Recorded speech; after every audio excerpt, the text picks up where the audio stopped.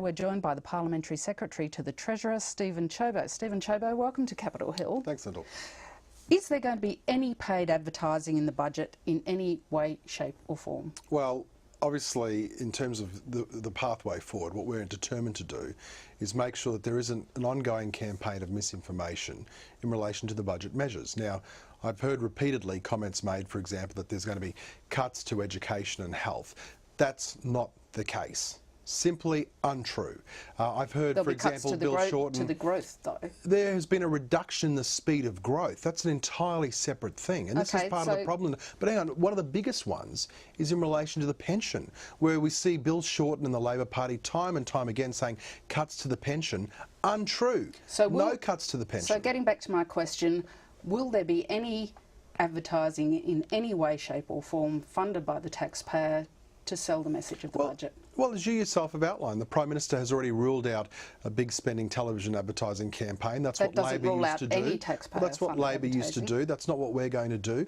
What we're going to do is make sure that the Australian people are fully aware of the actual facts. And I think that that's a good thing, Lyndal. So how will that happen? Well, I mean, you're asking me now to detail what's going to be happening across departments and from ministers and from the government. What I'm saying to you is this clear message. This isn't about a razzle-dazzle advertising campaign, as what we saw the Labor Party used to do in government. What it is about is factual information about how people are actually going to be affected. Factual information that corrects Labor's lies about, for example, there being cuts to health, cuts to education and cuts to pensions when that's not happening. Might it be leaflets in the letterbox, posters up at GPs' offices, those sorts of things? Well, we'll see what exactly how it's going to play out, and we'll see what information is needed to be out there. I think importantly it needs to be targeted, but it needs to be factual. So it's not going to be a Labor Party razzle-dazzle campaign. The Prime Minister said that. It's going to be factual information. Will it be funded out of MPs' electorate allowances or funded out of other measures? Lyndal, we're now having a great big conversation based on hypotheticals about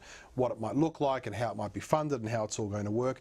What I know is this. We have delivered a budget, the only plan, frankly, in this nation about how we can get Australia back on track and live within our means. The Labor Party haven't put forward a plan. It will be something, so the question is, how are taxpayers going to pay for it? Will it come out of MPs' electoral allowances, or will there be other taxpayer funding, even if it's, as you say, not a big glossy radio and TV campaign? It will have to be funded somehow, won't it? Well, in short, I can't answer that question because I don't think those decisions have been taken. But it will be something. Well, the point is that I think that it's appropriate that there's factual information that's put out to stop the scare campaign, because I don't think it's fair, frankly, for Bill Shorten and for others like the Greens and even the Palmer Party to be out there deliberately scaring for politically opportunistic reasons pensioners, or deliberately scaring families about what the implications are, or deliberately telling people that are ill that there's going to be cuts to health and cuts to education, when none of those things are true. Will it make clear, though, that people are getting lower family payments than they might have expected, that they'll be paying more for petrol, that some might be paying extra income tax for the deficit levy, and that you'll be paying more to go and see your GP? Lyndal, I think that people have been seeing that there has been a very strong level of media interest in the budget. I think people are well aware of what the budget announcements were. What I don't think they necessarily comprehend is what it actually means for them personally. So lower family payments, higher fuel costs, I'll tell you more money to see the GP? I'll tell you what the very clear message will be.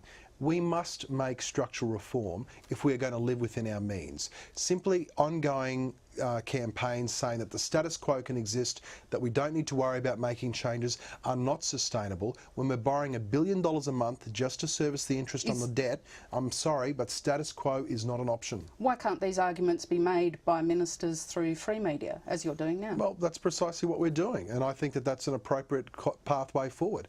But I also know, Lyndal, although you've got a very high rating program, I'm sure, I also know not every set of eyeballs in the country is tuned into it, and there's a lot of people out there that are working. So I think, let's not get too far ahead of ourselves.